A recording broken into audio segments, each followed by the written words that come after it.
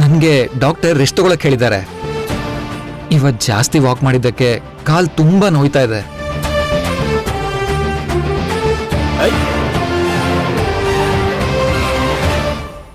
ಹಾ, ನಾನು ಹೋಗ್ಬಿಟ್ಟು ರೆಸ್ಟ್ ತಗೋತೀನಿ. ನೀವೆಲ್ಲ ಎಣ್ಣೆ ಹಚ್ಕೊಂಡು ಸ್ನಾನ ಮಾಡಿ. ನಾನ್ ನಿದ್ದೆ ಮಾಡಿ ಎದ್ದು ಆಮೇಲೆ ಸ್ನಾನ ಮಾಡ್ತೀನಿ. ನೋಡಪ್ಪ, ಇವತ್ತು ಎಣ್ಣೆ ಹಚ್ಕೊಳ್ದೆ ಸ್ನಾನ ಮಾಡೋ ಹಾಗಿಲ್ಲ. ನೋಡಿ, ನಾನ್ ಸ್ನಾನ ಮಾಡ್ದೆ ಹಾಗೆ ಬೇಕಾದ್ರೂ ಇದ್ಬಿಡ್ತೀನಿ. ಆದ್ರೆ ಈ ಎಣ್ಣೆ ಸ್ನಾನ ಅಂತೂ ಬೇಡವೇ ಬೇಡ. ಅಲ್ಲಪ್ಪ ವಿರಾಟ್, ನನ್ ಮಾತ್ ಕೇಳಿಸ್ಕೊ. ಚಕ್ರೆ ಪ್ಲೀಸ್. ವಿರಾಟ್ ಹಠ ಮಾಡ್ಬೇಡ, ಸುಮ್ಮನೆ ಕೂತ್ಕೋ. ಡ್ಯಾಡ್, ನಿಮ್ಗೂ ಗೊತ್ತಲ್ವಾ ಎಣ್ಣೆ ಸ್ಮೆಲ್ ನನ್ಗೆ ಆಗಲ್ಲ ಅಂತ. ನನ್ನ ಬಿಟ್ಬಿಡಿ ಪ್ಲೀಸ್. ನಿನಗಾಗಲ್ಲ ಅಂದ್ರೆ ಬಿಡಿ ಮಾವ, ಬಿಡಿ ಮಾವ ಪ್ಲೀಸ್. ನಾನು ಹೋಗ್ತೀನಿ. ಹೋಗೋ. ವಿರಾಟ್, ವಿರಾಟ್, ಎಲ್ಲಿಗೆ ಹೋಗ್ತಾ ಇದ್ದೀಯ? ನನ್ ಕಾಲ್ ತುಂಬಾ ನೋಯ್ತಾ ಇದೆ. ಬಿಟ್ಬಿಡಿ.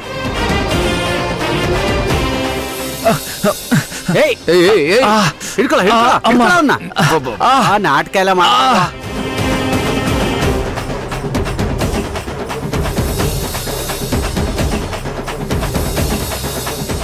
ನನ್ ಕಾಲು ನಮ್ಗೋಸ್ಕರ ವೇಟ್ ಮಾಡ್ತಿದ್ದಾರೆ. ಬಾರೋ, ಇರ್ಲಿ ಬಾರೋ. ನನ್ ಕಾಲು ಬೇಡ ಬೇಡ ಪ್ಲೀಸ್. ಬಿಡಿ ಮಾವ, ನಡಿ.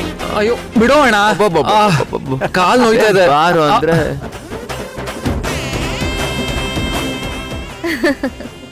ಏನೇ ಇದು?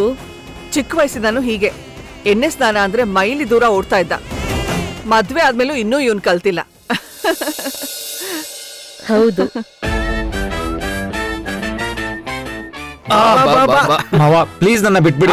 ಅಣ್ಣ ಬಿಟ್ಬಿಡೋ, ಬಿಟ್ಬಿಡೋ ಪ್ಲೀಸ್. ಎಣ್ಣೆ ಹಚ್ಚಿಸ್ಕೊ, ಆಮೇಲೆ ಬಿಡು. ಕೂತ್ಕೋ, ಕೂರ್ಸೋ ಇವ್ನು. ಕೂರ್ಸೋ.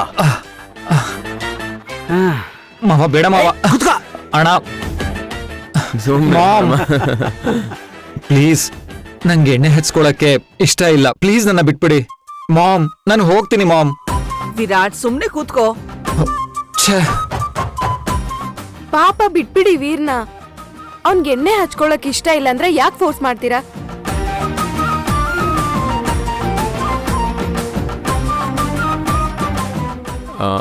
ಹಾಗಂತ್ಯ?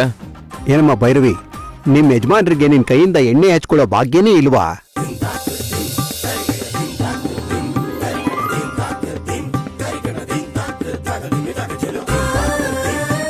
ಅಲ್ಲಮ್ಮ, ಮದ್ವೆ ಹೊಸದಾಗಿದೆ. ಶಾಸ್ತ್ರದ ಪ್ರಕಾರ ನೀನೇ ನಿಮ್ ಯಜಮಾನ್ರಿಗೆ ಎಣ್ಣೆ ಹಚ್ಬೇಕು.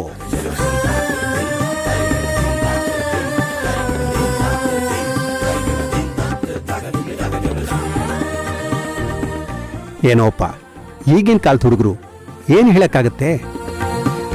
ಭೈರವಿ ಅವರು ನಂಗೆ ಎಣ್ಣೆ ಹಚ್ಬೇಕಾ? ಅಷ್ಟೇ ಅಲ್ಲ ಕಣೋ, ಸ್ನಾನ ಕೂಡ ಮಾಡಿಸ್ತಾರೆ.